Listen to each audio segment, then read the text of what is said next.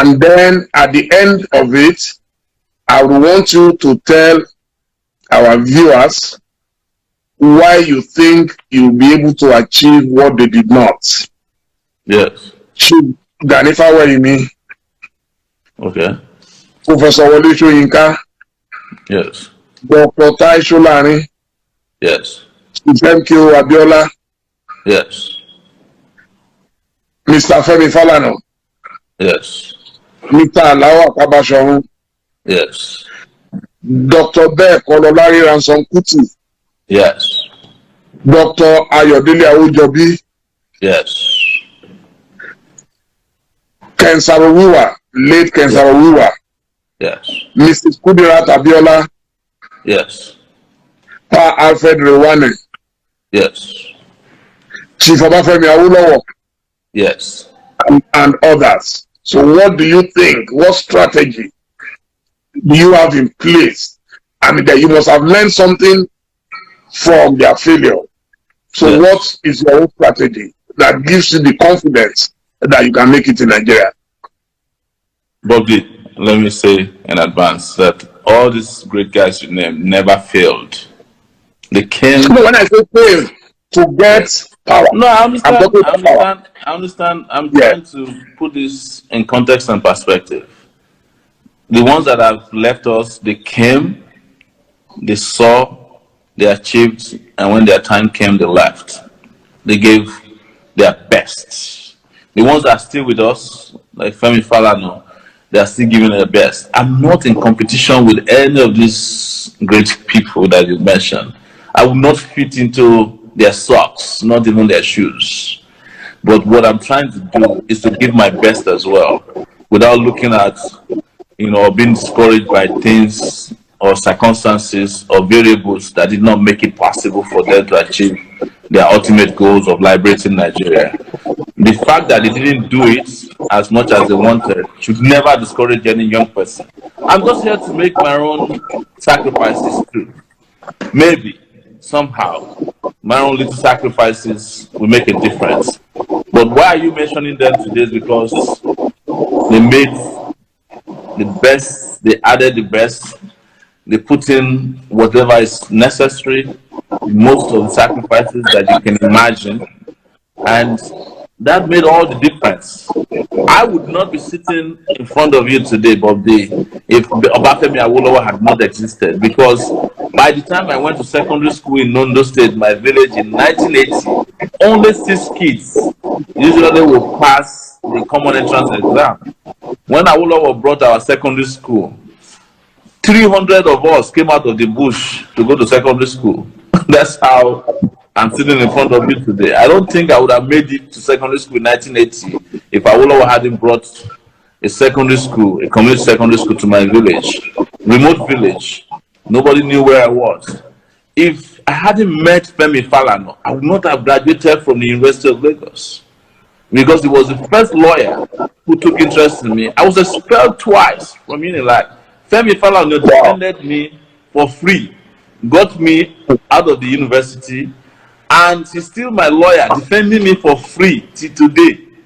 So how can we quantify their sacrifice or sacrifices to make people like us become what we are today?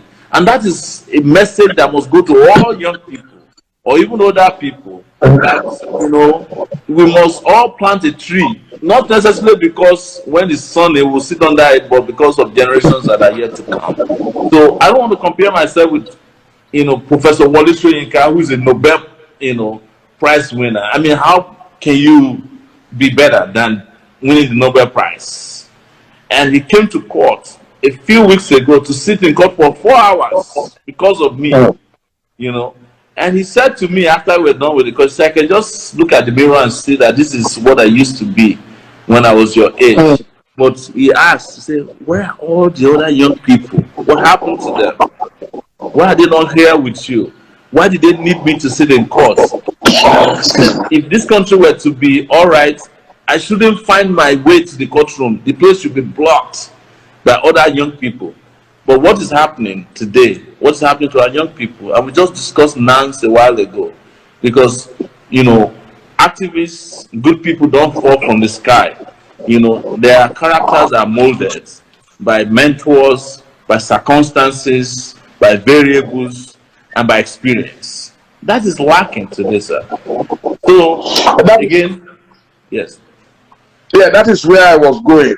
That do Yeah. you sometimes feel frustrated that our youth who shout we are suffering, we are hungry, we have hunger virus, we want change, and when it comes to that, they have the numerical strength to make things happen. Did the Nigerian youth decide that enough is enough? It will happen. Yes. Yet it has not happened. Do you sometimes feel frustrated? When I contested in 2011, I saw what happened, and some people say, "Oh, it's not your time yet. Oh, no, you don't have money." How do you feel about this? I don't feel bad about it because I also understand from historical perspectives that when change is about to happen, it doesn't happen with the multitude, but change will not become realizable until the multitude is moved to the barricades. So look at Martin Luther King. He was just one person. He heard about a woman who was doing a bus boycott and took over the case from there. I went to church and said, "Why don't we support this woman?" And that's Rosa Parks. Look at Mandela. Mandela was at the point most I felt very lonely because for about 10 years, even according to his biography, nobody remembered him. In fact, when in the UK they had to vote for a chancellor of one of the universities and they put his name, the people who voted for him thought he was a British citizen. They didn't know that he was some guy languishing in jail. So it's never been the case that change makers are part of the multitude. You have to understand that if you are placed in that role, it's a privilege. You keep moving until you achieve your objectives, until you move everybody to the barricades with you. And I think we're getting there. With regards to the young people, we can blame them all we want as well. But the question we should ask ourselves is that where are the role models? All the role models are running after money. They are doing rank a day, to the bad guys in the country. And a lot of young people don't have anybody to look up to. And when they see people like me, they're shocked, because that's not what they're used to. They're used to music of people shaking their booties. They are used to, people making instant money. They're used to soccer players in other places making money. And they're used to a lot of distractions because they are not even getting education. They're just getting literacy so that they can get out of the university and they can count them as part of the statistics of people who have graduated without jobs. We are not getting education. When I was in the University of Lagos, I got education because of the kind of people I met. In fact, the least education I had was in the classroom. The most I got was the kind of people I met. People like Abiola, Femi Falana, Wole Soyinka, Beko, Gani Fawemi, Bamidele Aturu, and all, Chima Obani, all these great guys who had a lot of influence on us. Some of them were our roommates. We stayed in the same hostel, we stayed in the same different people. But today, honestly, Bob D, you ask yourself, who are the role models out there today? Who is not running after minister? Who is not running after secretary? In fact, a lot of people are aspiring to become the same rotten people in our society that we criticize. We're just waiting in the wings for our own turn to come, what I call lotto mentality. Everybody wants to win that jackpot. They become a governor with 35 or 500 car convoy who is walking around with boo-boo, agbada, and making all this money that they can't explain. That's what everybody is aspiring to become.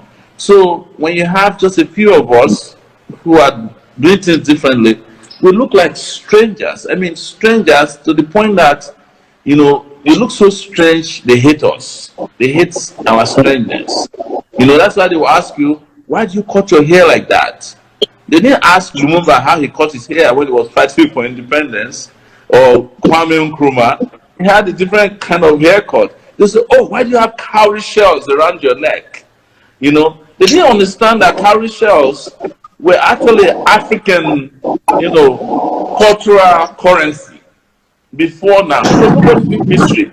They'll say, but if I put gold around my neck, you won't complain. But gold also came from Africa. Silver came from Africa. copper came from Africa. But who knows history these days to understand that whether you're putting gold or cowrie shells, you are wearing African products.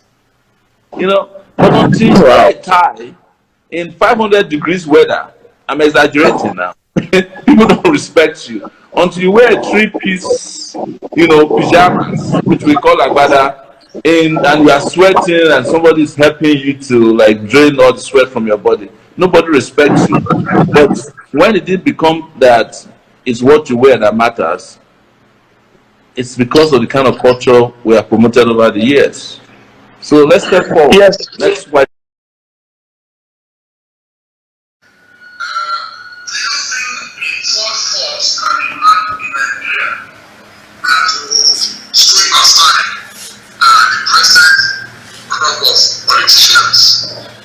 Yes, lovely.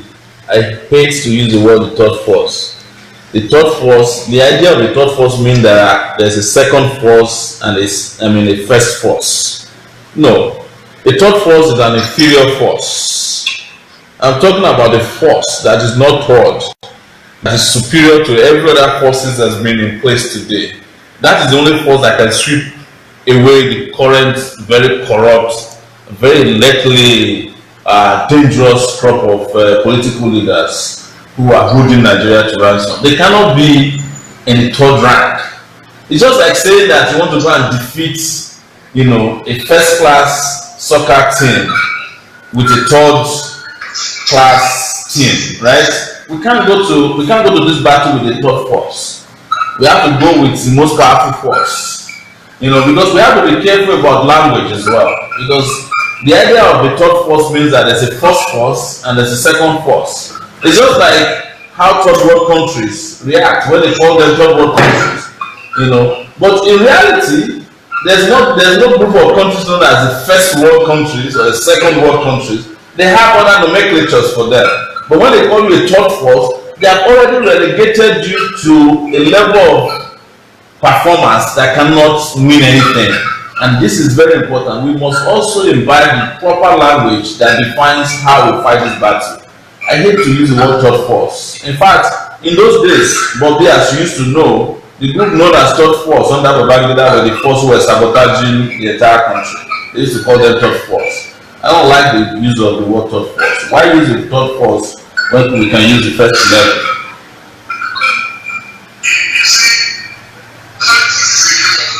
Yes. Yes. Yes. Political parties. If you go to America today, you have to talk to political parties. Yes, they are now independent candidates. But it has never worked. It has never worked that the independent candidate would win the electoral election in America. If you go to Britain, maybe occasionally you will have someone like Macron in France who will just manage out of the cruise.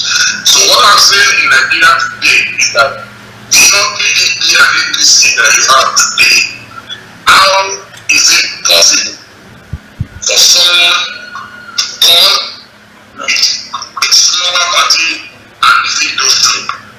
It's not about the smaller party. When you started earlier, you mentioned that if all the young people in Nigeria come together, there's nobody that can defeat them. Is that not correct? You said that earlier. So what you're saying in essence is that the biggest force is not at play yet. And we are saying that these forces can come together. This force, this big force of young people, the number of people in Nigeria that are below the age of 40 constitute almost 60 to 70% of Nigeria's population. There's no political party that can boast of that number. None. And we are talking about PDP and APC as if they are a legitimate political party with members. These guys don't have members. They don't have presence. They just have clout that they purchase with fraud and bribery and coalition. That is not political parties. And these things you call elections are not elections. The 2019 election cannot be regarded as an election, no matter how we paint it. The truth is that these guys don't run elections. We are talking about people who are aspiring for liberation. And when you want to liberate yourself, Political parties are not what you look at. You look at movements, and movements will then become political forces, not parties. You know, you cannot compare the PDP and the APC as political parties that's comparable with the Republican Party or the Democratic Party in the US. Somebody in Nigeria can go to bed tonight being an APC member, wake up as PDP member tomorrow morning. Are those political parties? Let's be honest, and this is where the conversation is necessary, even with people like you, Bob D. Let's start speaking to the truth of our problems. Don't let us call things that are not political parties. You know, if it's a group of gangsters, let's call them gangsters. If it's a group of thieves, let's call them thieves. Why do we start decorating, you know, and beautifying things that are abnormal in our system as political parties? PDP. Who's PDP? PDP is just a bunch of people who hijacked party in 1999, use state resources to keep themselves in power until a group of people formed under APC, mostly for the PDP, and then decided that they want to jettison their old party. In fact, today you have what we call new PDP, old PDP. Now they're probably going to be an old APC, a new APC. There are a lot of political groups in the country that are just buccaneers. You can call them political parties, and this is where we are different. We are talking about a movement that is going to liberate itself and wrestle power from the old system that doesn't work. We have not been able to see political parties in the sense that they are describing it. Let's just honest ourselves. Yes. It's well captured in this book that Sinai and Godwin wrote. My experience is that we went into the election. Yes. First, we started from the Labour Party. Yes. Thinking to organize the workers of Nigeria to form a workers' platform. Yes. It never happened because it was already hijacked. Move to the National Conscience Party. Yes. But for the experience of Femi Falana as our chairman, you will not believe it still plays to the plant. Can you believe it? In line party, someone joined the party and declared to run for the presidency immediately. And I'm sure in your party, I read all sorts. There were people who were struggling with you over the party. So how do you deal with such situation? It wasn't a difficult situation. In the first place, you said you went to the Workers' Party. But you are not a worker. What are you doing in the Labour Party? You are an entrepreneur now. So you were just looking for a platform. you are not the Labour. Why are you going to the Labour Party? It was not fit for you. So what I'm trying to say on a serious note is this, right? On a serious note is like, you see, if parties don't emerge from movements, you get what we are getting now. For example, we started our party from the scratch. We ran on the platform of the party, went around the country, had some of the best manifestos and the campaign. In fact, they were so good that they were afraid of us. They wouldn't allow us to debate other candidates in the election. They started by and this was done by independent TV stations and NGOs. That's number one. Secondly, was that when people are ready for liberation, they form movements, and movements will become mature into political parties. We're talking about our own party. There's no problem with our party. The issue with our party was after the election was necessary to hijack. They went to Rivers State, and Wike needed them to do some work for them. That was the contractual thing between some people in the party and the individuals who were involved. And when they saw that they couldn't hijack the party from us because legitimately we owned our party, they got me arrested with the hope that they can consolidate their hold on the party. The moment I came out, they discovered that they can't have anything on the party, and now they are running helter-skelter. Don't worry about those kind of issues. Those are bound to happen within politics. People will try all kinds of things. There was a time that even the ANC in South Africa became so quiet that people felt like they had been infiltrated. government will always try to infiltrate progressive parties. I was a student union leader at the University of Lagos. Government, as small as we were, they used to have problems with what we call student union government. You know, they said us for access SUGs. They said, how can we government in Nigeria? And we told them, we're the only legitimate government in Nigeria because we're the only ones who organize manifestos and election campuses. But I understand that you went to Ife, right? You know, back in my own university in Ife. You know how rigorous it was. Right? Am I correct, sir? Or, you know, I just want to be sure. All right. You know how rigorous it was in those days, your time, to become a student union leader. You have to campaign and do debates in every faculty. The military guys who were running Nigeria were quarreling with us, who were elected at our own constituencies, that we shouldn't be using SUG. We started using SUG. In fact, my session wagon then, which was a rickety car, was, you know, SUG 001. You know, also it is, you know, University of Lagos Student Union Government. I was almost arrested by Chief Michael Otedola when I went to visit him, and I parked my car beside his car at the Lagos State Secretary. I said, "Who parked that rickety car?" I said, "I'm the one, sir." How would you be letting SUG 001 with this rickety car? Because we are a legitimate government and elected by students. You guys, you can't even explain how you get elected. So that's just on the side, is that I just want you to understand that when you are ready for liberation, you form political movements. Parties are transactional vehicles in Nigeria.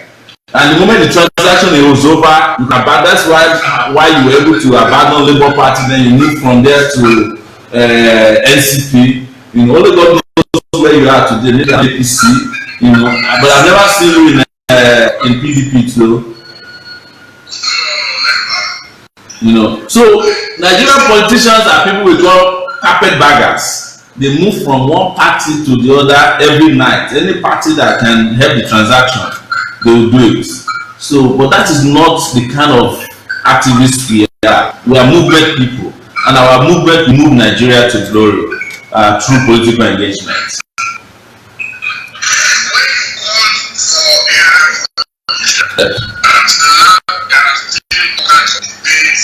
What exactly you meant. Some people say you want to take environment, some people say you want to take a movement. You please have what exactly was the plan? There was a system of oppression in place that led to curtailed, you know, because they were distracted and we need to abandon it. And we call for revolution to fix that problem. That was what they were.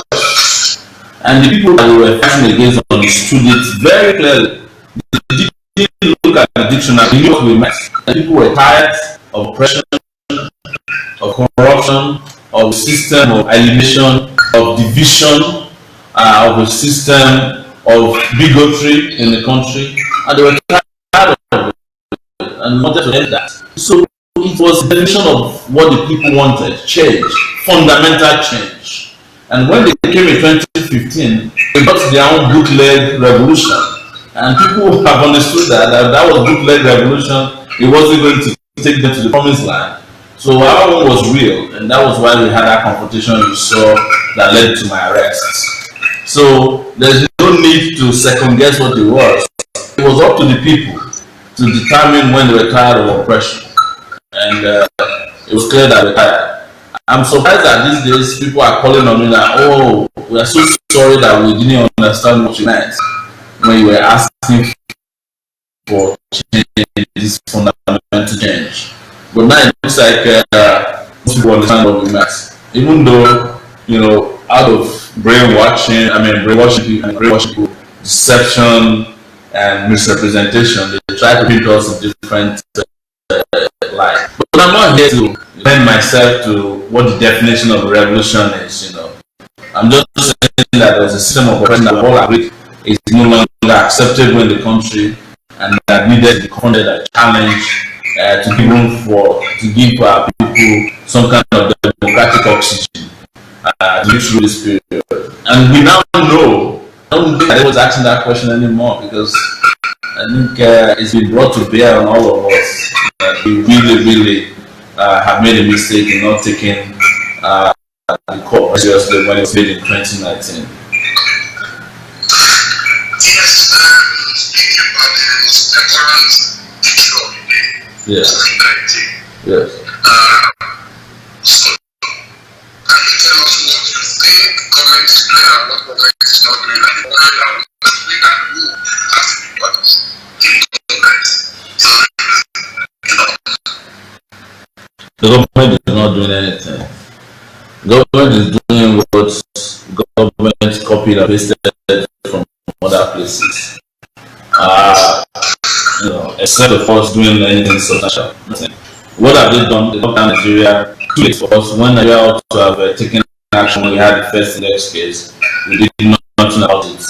In fact, at that time, some of the liars on Twitter who parade themselves as experts were saying that Nigeria has some of the best systems to prevent COVID-19. We knew that the Nigerian government wasn't prepared because Nigeria practically had no government. So COVID-19 came here, met no government. We're just lucky. That's what I want to tell you. We're just lucky that nothing fundamentally big has happened, and we have to stay lucky. I'm using the word advisedly as a key word, that nothing serious will happen, because all of the hospital beds in Lagos and Abuja, in all the emergency places they are setting up across the country, they have not reached 5,000 so far. All the isolation centers that are set up is not up to 5,000 beds, not even in Lagos, where they're saying that they're doing stuff. And we have 200 million people. We have also only done 10,000 testing. We have only tested 10,000 cases. Out of 10,000 of our people tested, NCDC has run out of testing kits. I'm not making this up. They have run out of testing kits. So if anything goes wrong, we'll be still by their bodies. And then we might not be able to bury them. The people who are alive will not be able to bury them. Let's just hope that nothing will happen. Because all of this rhetoric you see of this apparitional presidency, I call it apparitional presidency. The president shows up just to show that he's still alive once in a while, to convince us that he's still alive. Only 3 times, speak the Caesar, no questions from journalists, nothing fundamental. They have a task force of people who themselves, task force members themselves, broke the social distancing rule by regularly attending the burial of staff. The leader of the task force today, the leader of the task force, Mustafa, was there. So see of it, there's nothing government is doing. They just know how to do best, which is deceive the public, right? And I am saying it categorically. I know that after speaking with you, they might come after me and Abuja would have spoken my mind, and they'll be on record in history that I spoke my mind, without any vision. Because what is important is like 200 million people. It's not a fear of less than 100 people. That's what is important at this point. But it's nothing government is doing. I mean, look at what is happening in Kano. Kano is a mess as we speak. They knew about Kano 2 weeks ago. Kano had no testing station of SCDC, even though one big man took the disease to Kano. Everybody knew the person who brought the disease to Kano, but nothing was done about it until it was too late. Now there's harvest of deaths in Kano, and we are reacting. We have a reactive government instead of a proactive government. So Nigeria can't boast of a government, honestly now. But I think I met you once in Ghana. You lived in Ghana for a while, and those are our next door neighbors, on the democratic level. But this is not how Ghana is handling COVID, the way they are here. They're doing better than we're doing. We have to speak truth to power. We have to just say our people. We have to. There's nothing else I can do. I cannot allow fear to stand between me and truth, because if you allow that to happen, it will be a disaster, and I cannot be part of statistics of disastrous silence. Thank you so much. This guy speaking to you before you go. We would play music. Thank you so much. I hope we'll be able to have another conversation this exactly. Thank you so much, and God bless you. Thank you so much, and we hope Nigerians will stand up wherever they are. Don't be afraid. You can't be worse than this. You stand up, fight for your rights. Don't let anybody bully you. And we can give ourselves a brand new nation, or we can all sing this failed leadership in the country today.